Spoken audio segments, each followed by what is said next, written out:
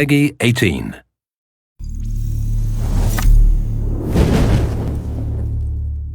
It's time for another community Q&A, and if you're anything like me, you're going to want some fun facts about The Division that you can use to impress your friends and family around the dinner table, right? Okay, stick around.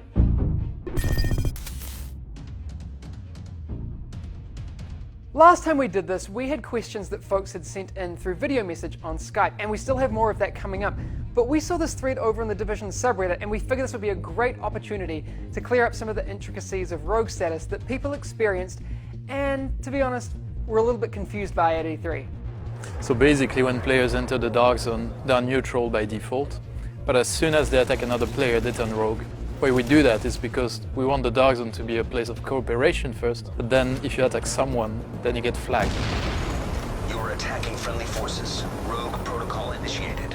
When you turn rogue, you get a bounty on your head and all players can see it. And the more you kill, the bigger the bounty. You climb the levels of rogue by killing other players, and if you're level 1 rogue, you are rogue for 2 minutes. But if you kill more players, you are rogue for a longer period of time. Every time you kill a player, you refresh that counter and it increases up to 5 minutes. If you manage to survive your rogue status, which is pretty difficult because all players want to kill you, can see you on the map periodically. If you manage to do that, then you receive your own bounty.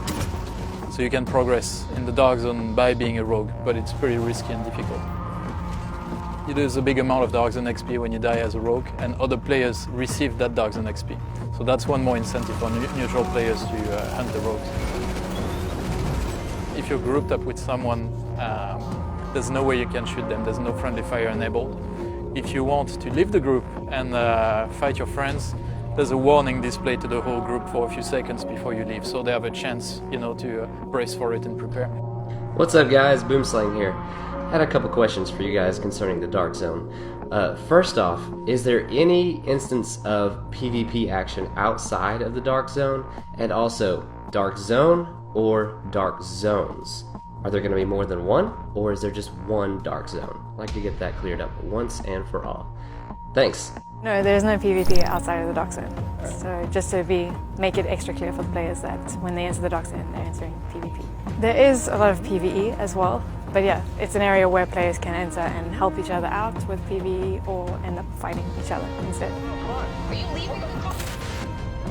There is one Dark Zone, one super duper mega awesome Dark Zone in the middle of Manhattan. It's very big. What we saw in the E3 demo was just a small area, a slice of the Dark Zone around Bryant Park. What's up guys, James here, the lead writer and developer on Division Blog, here to ask our friends at Massive Entertainment a quick question. Right now we know that the squad size within the Division is 4 players, however what we don't know is exactly how many players will be able to play together in the Dark Zone. Can you guys shed some light on this? Thanks. The demo that some of you have had the chance to play featured a 3v3v3 scenario, but in the game there will be many more players in the Dark Zone and you won't be locked into a specific group setup.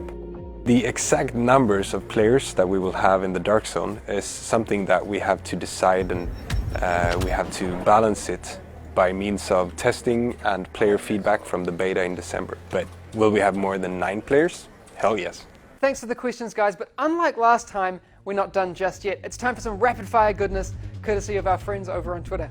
Will we be able to find weapons and gear outside of the Dark Zone? Okay, Alvin, the answer to that is definitely yes.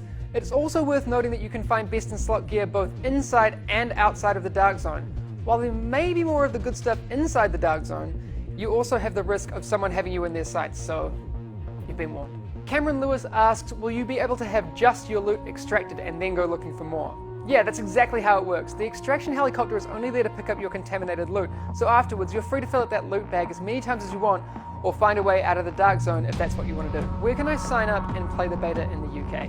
This doesn't apply to just those of you in the UK, but you can still sign up by going to thedivisiongame.com/beta, and Philip, we'll throw a link down in the description below for you as well. We'd better wrap this thing up, but I promise we'll be doing this all again very soon. So what would you like to know? Are you curious about what you'll find in the Collector's Edition? Do you want to know what games devs play in their spare time? If I'm in the Dark Zone and I shoot my boss from work and take all his loot, how many muffins is sufficient for an apology?